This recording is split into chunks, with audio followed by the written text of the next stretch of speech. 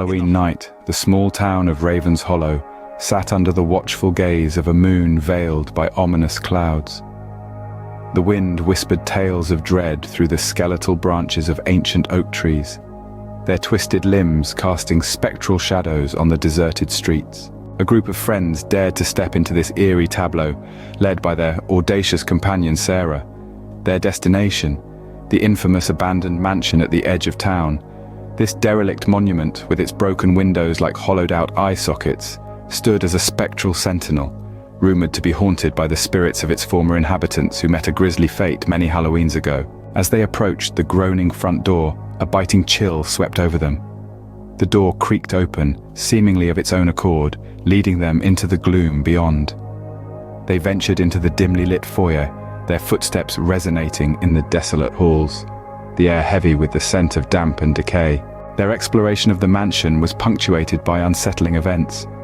Doors slammed shut seemingly by themselves, and the flickering candlelight threw dancing shadows that seemed to take on a life of their own.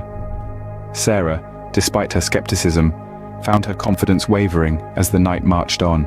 In the grand ballroom, an old dusty piano sat, its keys inexplicably playing a haunting melody that echoed through the mansion. Their nerves frayed as they grappled with the reality of this ghostly serenade. Driven by desperation, they delved deeper into the mansion, praying for an exit. The walls seemed to close in around them, and whispers filled the corridors. An unseen presence toyed with their sanity, their steps growing heavier with each passing minute. Finding themselves in the mansion's abandoned library, a worn book caught Sarah's eye. Its pages turned seemingly of their own accord, revealing a chilling tale of a Halloween night turned tragic.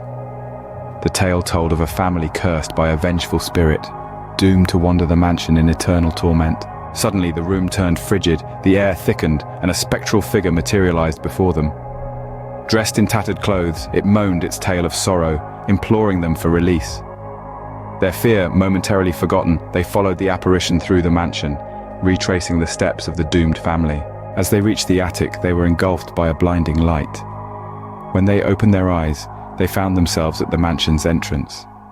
The once foreboding structure now stood silent and still, devoid of the malevolent ambience that once pervaded it. They stood there, bewildered, questioning if their shared experience was a product of their imagination or a genuine paranormal encounter. But one thing was certain. They had survived the haunted mansion of Ravens Hollow, and in doing so, had broken the curse that had held the mansion in its icy grip for so long. They left the mansion, their hearts pounding in their chests, the echoes of their adventure still ringing in their ears. And as they stepped back into the quiet streets of Ravens Hollow, the wind whispered a sigh of relief through the skeletal branches of the ancient oaks. It was as if the town itself was thanking them for lifting the curse that had